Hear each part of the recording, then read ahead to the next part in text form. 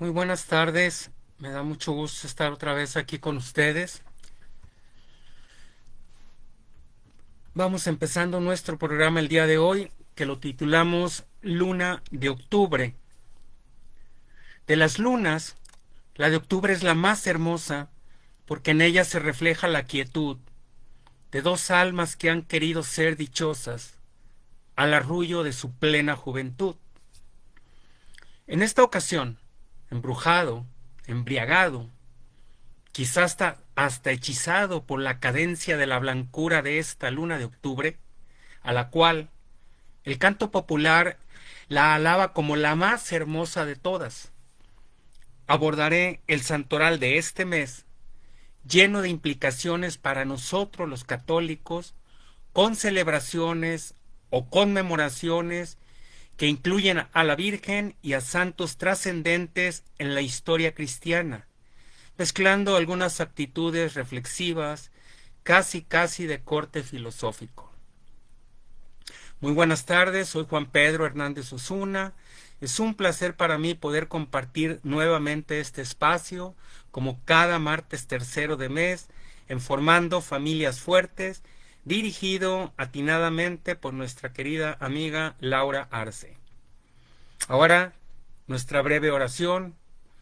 Señor, ilumíname para que tu palabra, a través de mis labios, llegue al corazón de quien la escucha. Octubre es un vocablo derivado del latín octo, que significa 8, por ser el octavo mes en el calendario romano, debido a que marzo era considerado el primer mes. Tengo la dicha de sentirme niño a pesar del tiempo, aunque me divierta menos escuchar un cuento. Y siento que la vida cada vez me exige un poco más. Y a veces me pregunto si en verdad valdrá la pena dejar la vida entera en un papel. No sé, no lo sé. Esta estrofa la he elegido a propósito por la filosofía de Santa Teresita del Niño Jesús, doctora de la Iglesia, festejada el día 1 de este mes. Desde tal festividad, pasando por las celebraciones a la Virgen María en 4 diferentes advocaciones, la evocación de 4 papas, hasta la memoria de San Francisco de Asís y Santa Teresa de Ávila, este mes ofrece la oportunidad para reflexionar sobre la fe, la devoción a la Madre de Dios, el simbolismo del rezo del Santo Rosario y la vida de aquellos que han dejado una huella imborrable en la Iglesia. Santa Teresita del Niño Jesús fue reconocida por la Iglesia como doctora de la misma gracias a sus diversos escritos, entre los que destaca su autobiografía denominada Historia de un alma, donde ella expone con base en la entrega total y el amor incondicional, conocida como infancia espiritual. Esta infancia espiritual es un seguimiento de lo expresado en el Evangelio el pasado 2 de octubre. Les aseguro que si ustedes no cambian o no se hacen como niños, no entrarán en el reino de los cielos. Por lo tanto, el que se haga pequeño como este niño será el más grande en el reino de los cielos. Para comprender mejor la esencia de la infancia espiritual, acorde a la Santa de Lisieux, se refiere a guardarnos como niños delante de Dios y en sus palabras nos dice: reconocer su nada, esperarlo todo del buen Dios, como un niño pequeño lo espera todo de su padre, es no inquietarse de nada, no buscar fortuna. En otro escrito ella dirá: ser pequeño es también no atribuirse a sí mismo las virtudes que uno practica, creyéndose capaz de alguna cosa.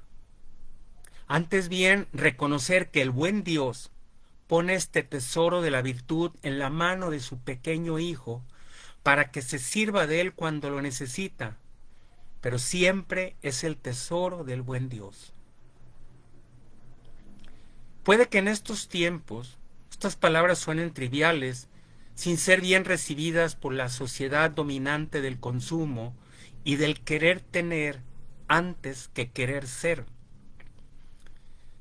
Pasa que nos olvidamos de nuestro Padre Celestial y por ende de nuestra infancia, donde la máxima seguridad que como niños teníamos era el refugiarnos en nuestros padres. Era un abandono total en ellos, volviendo a esos momentos, mirando quizá al cielo, podamos lograr recuperar la bella alegría de los días infantiles. Sencillamente, al ser como niños, deberíamos confiar en Dios a plenitud. Paz y bien. Este es un saludo atribuido a San Francisco de Asís, a quien también se le da el mérito de la frase: deseo poco y lo poco que deseo, lo deseo poco. Pero por igual, esta frase también se le da crédito a San Agustín. Sin embargo, para hoy, para la reflexión es válida independientemente del autor. Esto significa que es un saber contentarse con la vida, con lo que sí tenemos, sin desear más de lo que podemos alcanzar. Nunca en afán conformista, sino de aceptación realista, para nunca crear falsas expectativas, porque éstas a la larga nos dejan frustración. Una bella oración de San Francisco, que muchos conocemos, reza así: Señor, haz de mí un instrumento de tu paz, que allá donde hay odio, yo ponga el amor, que allá donde hay ofensa, yo ponga el perdón, que allá donde hay discordia, yo ponga la unión, que allá donde hay error, yo ponga la verdad, que allá donde hay duda, yo ponga la fe, que allá donde hay desesperación, yo ponga la esperanza, que allá donde hay tinieblas, yo ponga la luz, que allá donde hay tristeza, yo ponga la alegría. Oh Señor, que yo no busque tanto ser consolado cuanto consolar, ser comprendido cuanto comprender, ser amado cuanto amar, porque es dando como se recibe, es olvidándose de sí mismo como uno se encuentra a sí mismo, es perdonando como se es perdonado, es muriendo como se resucita a la vida eterna. El aniversario de San Francisco, reconocido por su amor a la pobreza, la naturaleza y la paz, fue celebrado el día 4 del mes. El 15 es el aniversario del encuentro con el Señor de Santa Teresa de Ávila, o de Jesús, como también se le conoce. Ella es la primera mujer que alcanzó el doctorado en la Iglesia en 1970. Una gran reformadora, sobre todo en los conventos carmelitas, y la cantidad de sus escritos nos conforman una guía espiritual. Con base a ellos, tengo estas letras. Fiel a las costumbres impuestas por la vida monástica, busco, intento, persigo un examen diario de conciencia para poderse ver a uno mismo. Busco la calma espiritual, la llama de la paz integral, total. Acudo al silencio interior, es decir, abandonándome con fe absoluta. Esta búsqueda del contento, lejos de ser el de uno, debe agradar al Creador. Sin pretender literatura excelsa, únicamente lo que del corazón brota, aquello que dicta la fina punta del alma. El día 9 conmemoramos el fallecimiento de Pío XII, un papa que hasta Einstein lo felicitó por su labor de los judíos ante las persecuciones del ejército alemán. Pío XII precedería a su santidad Juan XXIII, el cual, además de ser conocido como el Papa Bueno, se le recuerda bastante por ser el impulsor del Concilio Vaticano II, a solo 3 meses de haber sido elegido sumo pontífice, lo que causó estupor y sorpresa, porque ya se creía que, después de la promulgación de la infalibilidad del Papa, los concilios ecuménicos habían dejado de ser necesarios. Y es que unida a la infalibilidad iba la suprema autoridad del obispo de Roma. Juan XXIII comunicó y ratificó la celebración del Concilio Vaticano II, iniciado el 11 de octubre de 1962. Por eso la Iglesia lo honra ese día. Ese concilio incluía, entre otros fines, un camino para la posible unión de todas las iglesias disidentes con el papado. Respondiendo a este llamado, el arzobispo de Canterbury, el doctor Fisher, que era en ese entonces jefe de la iglesia anglicana, misma que ya acumulaba 600 años de intransigencia, se trasladó al Vaticano para entrevistarse con su santidad, y queda esta frase del doctor Fisher que ilustra la actitud que reinaba en aquel entonces previo al concilio. Debemos de adentrarnos en la unidad de espíritu con los baptistas, los congregacionistas, los metodistas, los presbiterianos e incluso con los católicos romanos. Dicho concilio lo concluyó Paulo VI debido al fallecimiento de Juan XXIII. Quiero agregar el dato que al extender el número de cardenales en su pontificado, Juan XXIII nombró a Monseñor Garibi Rivera arzobispo de Guadalajara, siendo el primer cardenal mexicano, de quien, por cierto, en un concurso de religión me obsequió una imagen de la Virgen que a la fecha conservo. En tal concilio ecuménico trabajó arduamente el obispo polaco Karol Wojtyła, elegido papa el 16 de octubre de 1978, adoptando el nombre de Juan Pablo II. Inició su ministerio como pastor universal el 22 de octubre, motivo por lo cual la Iglesia lo va a celebrar el día de mañana. Desde que inició su pontificado, en la plaza misma de San Pedro, en su discurso inaugural, y después de él ha repetido mucho la frase evangélica: no tengáis miedo. Con base al pensar filosófico de este santo, tengo el siguiente texto: una exhortación a vencer el miedo que nos ha esclavizado, miedo de la situación actual en cualquier punto cardinal. Cruzar sin miedo alguno el umbral de la esperanza, adentrándose en Cristo resucitado para comprender la verdad de la redención. Darse cuenta tanto del poder de la cruz de Cristo como del poder de su resurrección. Dejar de tener miedo, prepararse con firmeza auténtica, sincera, para afrontar toda clase de obstáculos, sabiendo que cada uno de ellos es para fortalecer nuestra fe.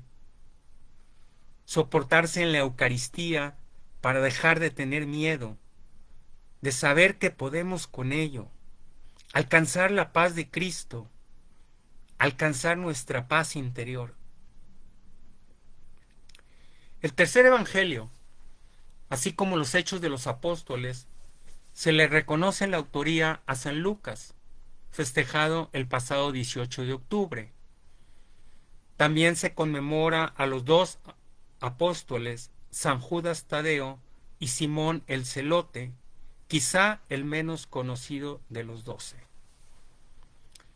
4 días antes conmemoró la Iglesia al Papa Calixto I, calificado y criticado de aplicar la indulgencia con exceso, pero que abrió la puerta de la esperanza a muchos pecados graves que antes nunca alcanzaban perdón.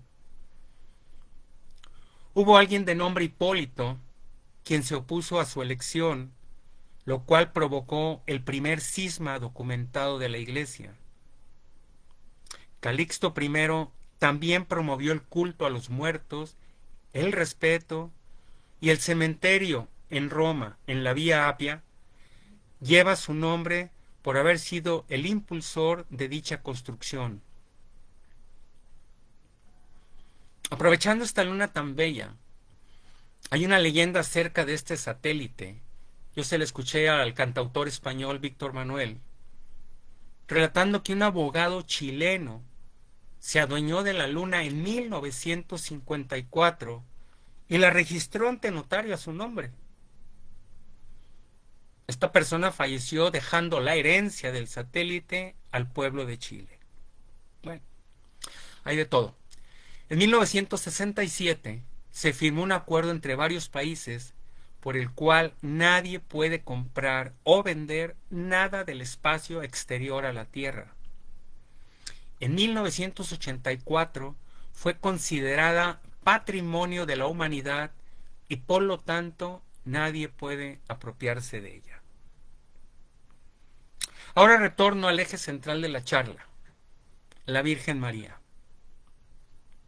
Su presencia, una gota de miel, necesaria al despertar cada día para avivar la dulzura contenida en el corazón, para avivar esa llama motivante, reducida hace tiempo, constreñida, desatendida.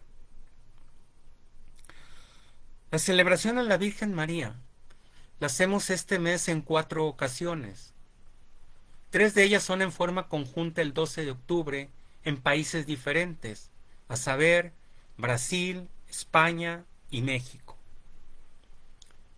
Cronológicamente, la más reciente es Nuestra Señora de Aparecida, fechada en 1717, a raíz de haber sido encontrada una imagen de la Purísima Concepción en los márgenes del río Paraíba, en Sao Paulo. Esto lo encontraron algunos pescadores. La leyenda histórica cuenta que uno de ellos la tomó para sí, la llevó a su casa, le edificó un altar, donde un conglomerado se reunía a rezar. Ese año había sido muy malo para los pescadores. Con la aparición de la Virgen, la pesca aumentó en forma por demás milagrosa. Las autoridades eclesiásticas ordenaron la construcción de un templo inaugurado en 1888, que después, en 1893, fue elevado a la categoría de santuario de Nuestra Señora de la Concepción Aparecida, en virtud que los milagros se sucedieron después de la pesca abundante. Esta sagrada imagen fue coronada en 1904 a petición del Papa Pío X y proclamada reina y patrona de Brasil por Pío XI en 1930. Virgencita de Zapopan, que me has visto padecer, déjame llorar de pena por si no te vuelvo a ver. En México, en Jalisco, concretamente en el área metropolitana, es relevante la presencia de Nuestra Señora de la Expectación de Zapopan, lo cual obedece a diversas causas que la han llevado a recibir diferentes títulos, nombres, nominaciones. El autor del verso que leí es José Alfredo Jiménez. La historia de la mano de las leyendas nos remonta al 8 de diciembre de 1541, cuando Francisco Bobadilla repoblaba Zapopan. El fraile Antonio de Segovia, en compañía del fraile Ángel de Valencia, donaron a los indígenas una pequeña imagen de Nuestra Señora de la Concepción, imagen que había acompañado a Segovia por espacio de 10 años en todas las correrías apostólicas por los diversos pueblos de Jalisco, cargándola unas veces en sus manos, otras en la manga de su tosco sayal y otras en un pequeño tabernáculo de madera, o también finalmente cargada en el pecho. Esta imagen es pequeña, de solo 34 centímetros, fabricada de cañas de maíz no molidas y batidas, sino yuxtapuestas y pegadas con engrudo, de donde se deduce que fue fabricada en Michoacán, pues en tiempos de la conquista era muy común este procedimiento.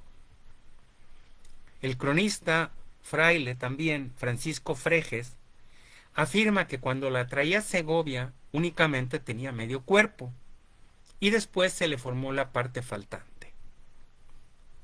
Otro dato anecdótico lo refiere también el padre Luis Enrique Orozco en un tomo de la vasta iconografía mariana de la Arquidiócesis de Guadalajara realizada en 1953. Zapopan es ahora una villa situada muy cerca de Guadalajara.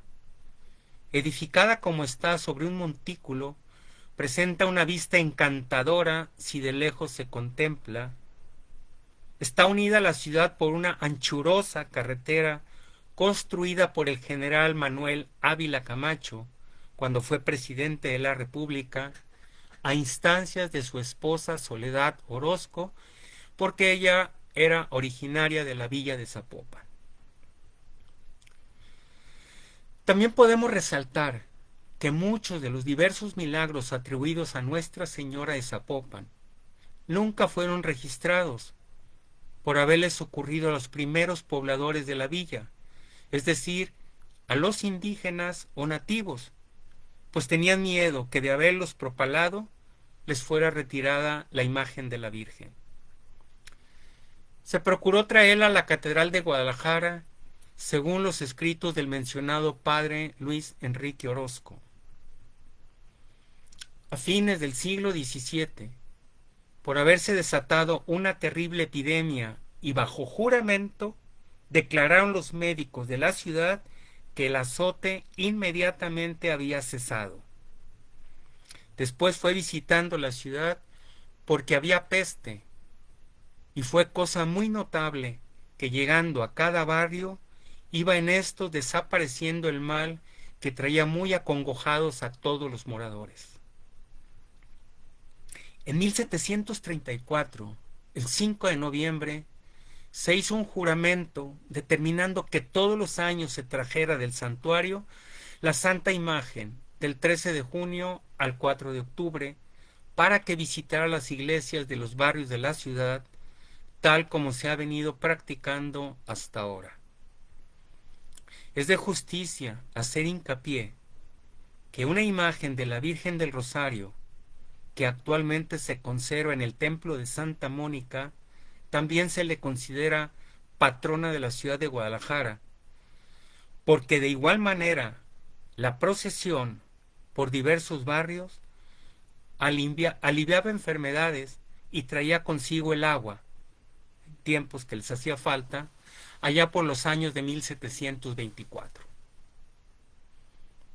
Todos sabemos que han disminuido los templos donde acogen a la Virgen de Zapopan, esfumándose costumbres y verbenas muy disfrutables con los consabidos puestos de comida, procesiones y el remate encantador de la quema de castillos, ya que siempre los fuegos pirotécnicos han sido un orgullo mexicano para el mundo. El regreso a su santuario, o como lo determinan los feligreses, la llevada, ha tenido diferentes cambios de fecha, desde el inicial el 5 de octubre hasta el actual 12 de octubre, lo cual se fijó en 1953. elegido por ser día festivo y coincidiendo así con las otras celebraciones marianas. Esta procesión o romería ha sido inscrita en la lista representativa del Patrimonio Cultural Inmaterial de la Humanidad de la UNESCO, con lo que ello signifique.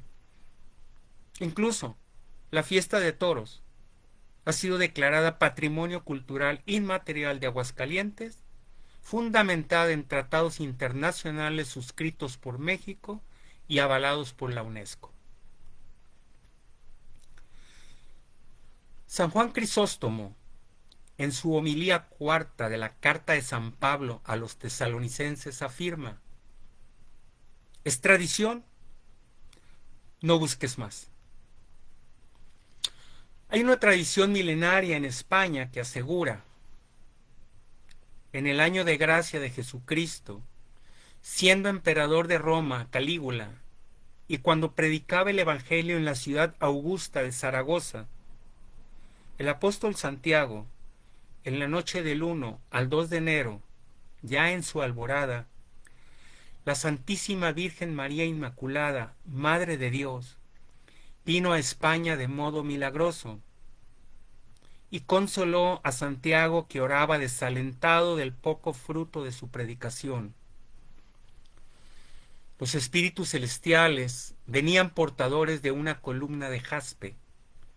Hablándole al apóstol, le hizo saber que había elegido y santificado aquel lugar con su presencia y que allí tendría siempre puestos su corazón y sus ojos, y que en aquel mismo sitio edificase un santuario al Señor y en él colocara la columna con la imagen.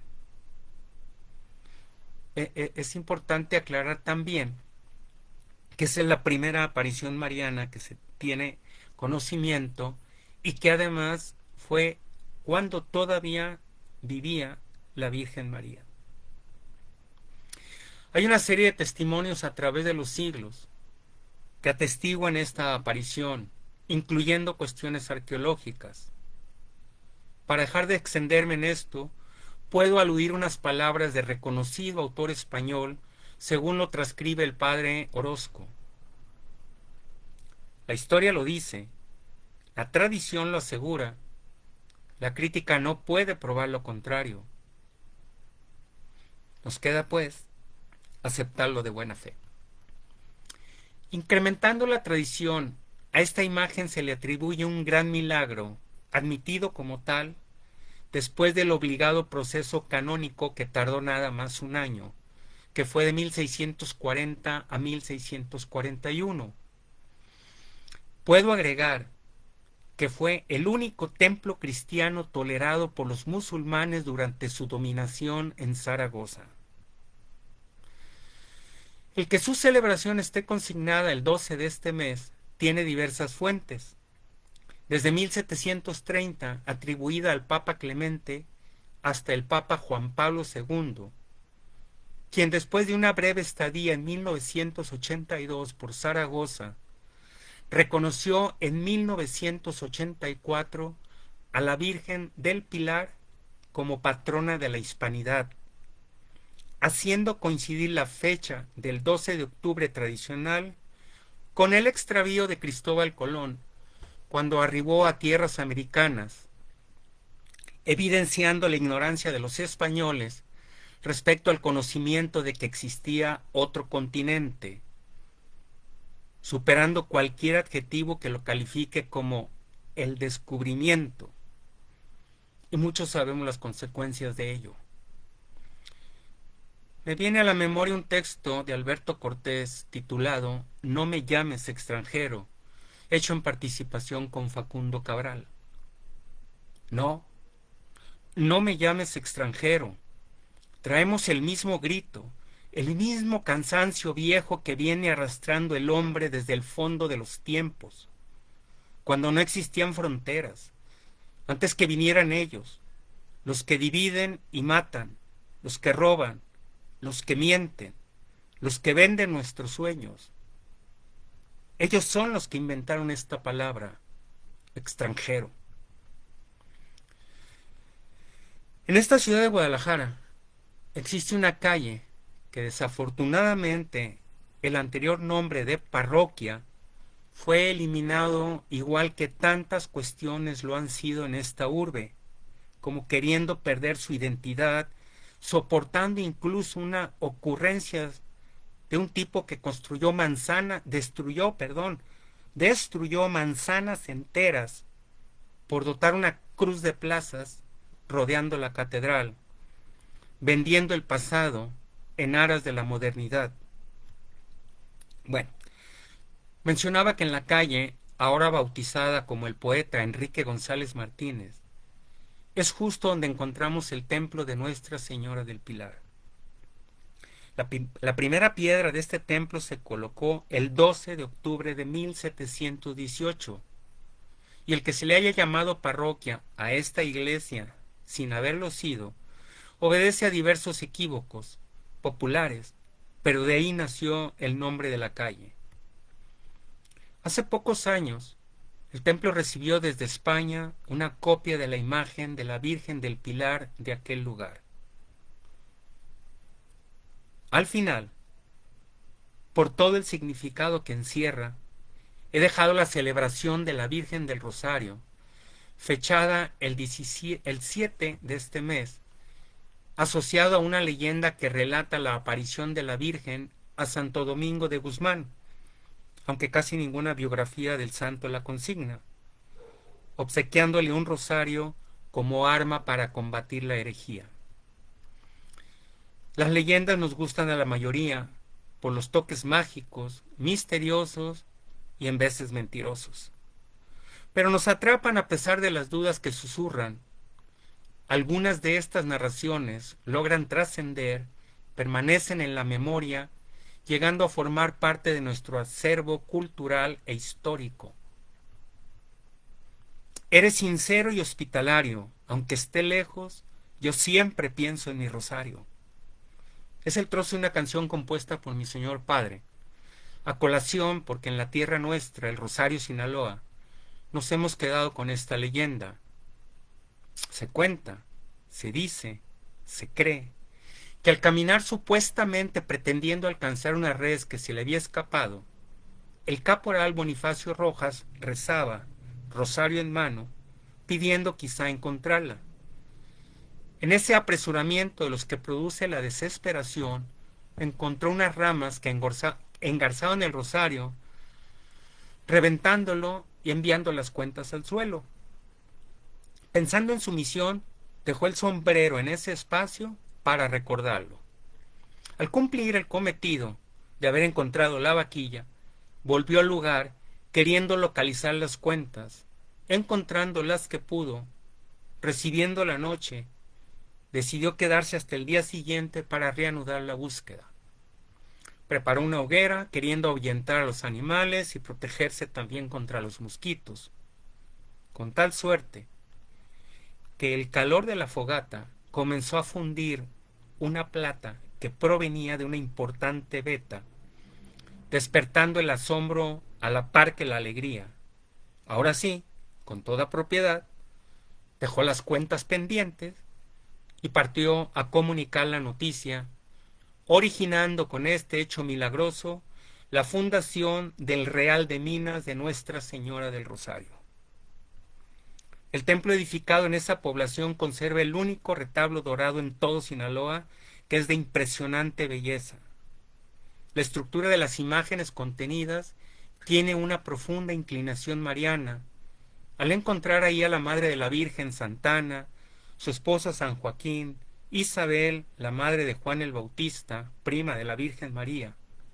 También encontramos la figura de San José y la imagen de Santo Domingo de Guzmán, por ser quien fomentó de manera intensa la devoción en todo el mundo por el rosario. La fiesta en este pueblo se llevó a cabo el día 5. Se sigue la tradición rosarense de celebrarla el primer domingo del mes. La palabra rosario es derivada del latín rosarium, que bien podría significar jardín de rosas o corona de rosas, aplicado antiguamente porque las jóvenes en Roma portaban guirnaldas de rosas y tanto romanos como griegos acostumbraban colocar coronas con rosas en las estatuas de sus dioses. Siguiendo esa tradición, las mujeres cristianas que eran llevadas al martirio por los romanos marchaban por el Coliseo vestidas con las ropas más vistosas, las cabezas adornadas de coronas de rosas, como símbolo de alegría y entrega de sus corazones al ir al encuentro de Dios. Por la noche, los cristianos recogían las coronas, recitando por cada rosa una oración o un salmo por el eterno descanso de las almas de los mártires.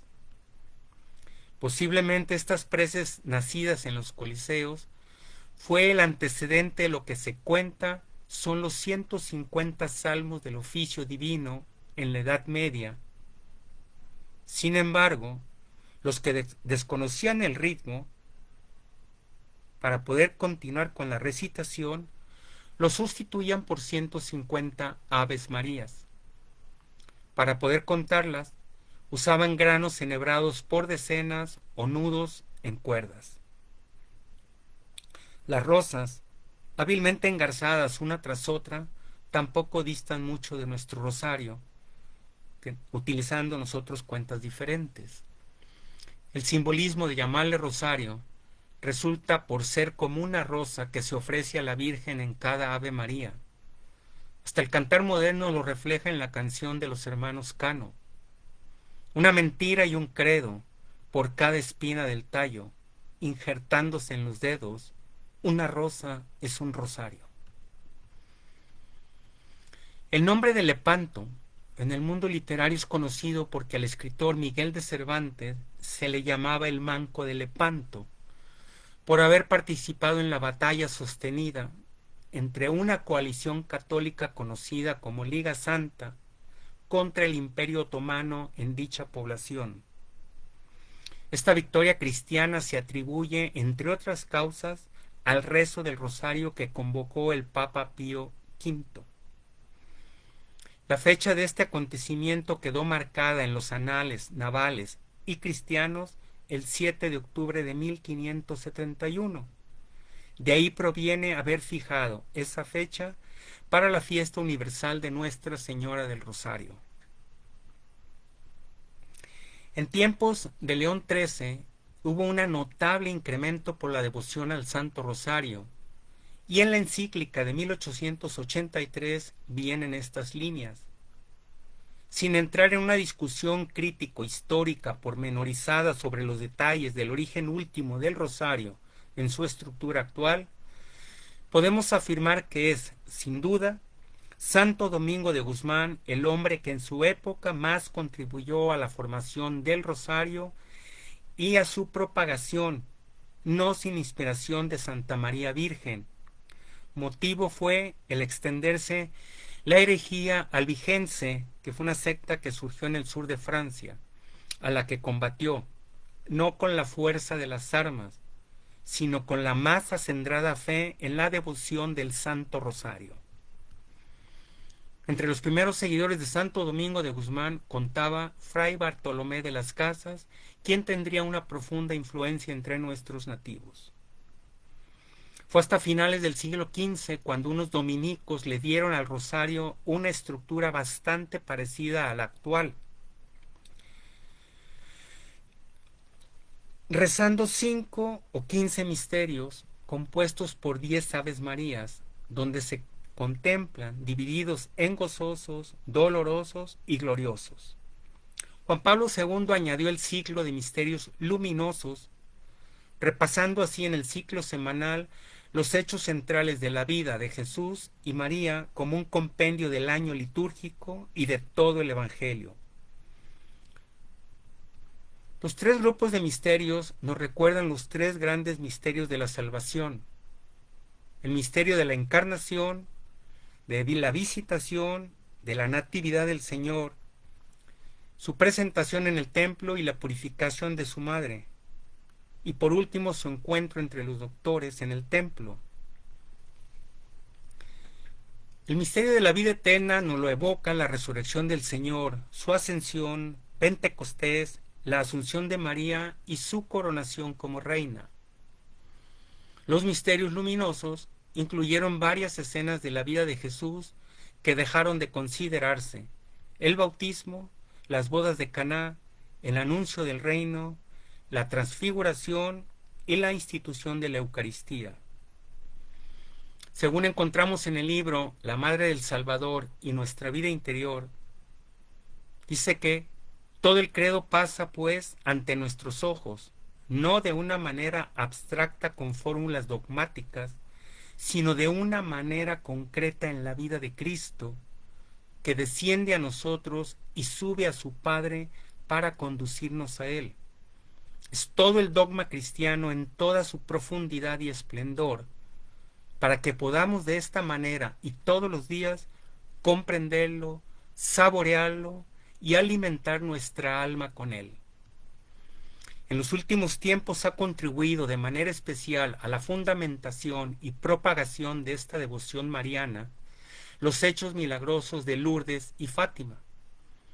La misma Santísima Virgen en nuestros tiempos quiso recomendar con insistencia esta práctica.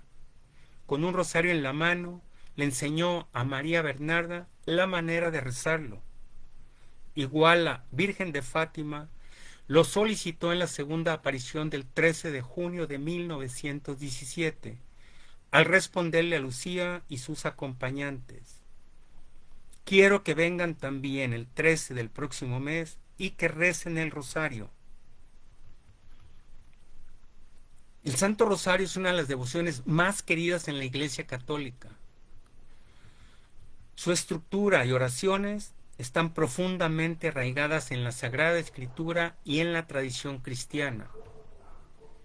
A lo largo de la historia ha sido un camino de contemplación de Cristo y un medio de intercesión confiado a la Virgen María.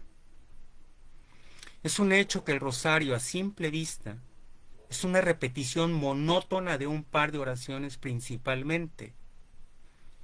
Es quizá la crítica que más recibe de parte de sus detractores, sin tener en cuenta todo el fundamento bíblico que contiene, del cual a mí siempre me ha gustado resaltar la relación estrecha que guarda con esta cita del Evangelio de Lucas. Les digo que aunque no lo haga por amistad, si sigues tocando a la puerta el tiempo suficiente, Él se levantará y te dará lo que necesitas debido a tu audaz insistencia. Y una audaz insistencia viene a ser esta repetición continua de la plegaria al Padre y a la Virgen principalmente. En lo personal, quiero pensar que me deberá escuchar, al menos por mi insistencia. Esto me recuerda un libro de Mis dudas eternas, que dice así: de continuo me hostigan el por qué tanta misa, tanta asistencia al templo, siendo la casa de Dios. La respuesta se vuelve simple, en realidad muy simple. A fuerzas de ir, siendo su casa, algún día voy a encontrarme con Él. De la misma manera lo aplico al rezo del rosario. Bendita, audaz insistencia. Algún día seré escuchado y recompensado. Todos seremos escuchados y recompensados. Basta tener la paciencia suficiente para nunca dejar de rezar el rosario.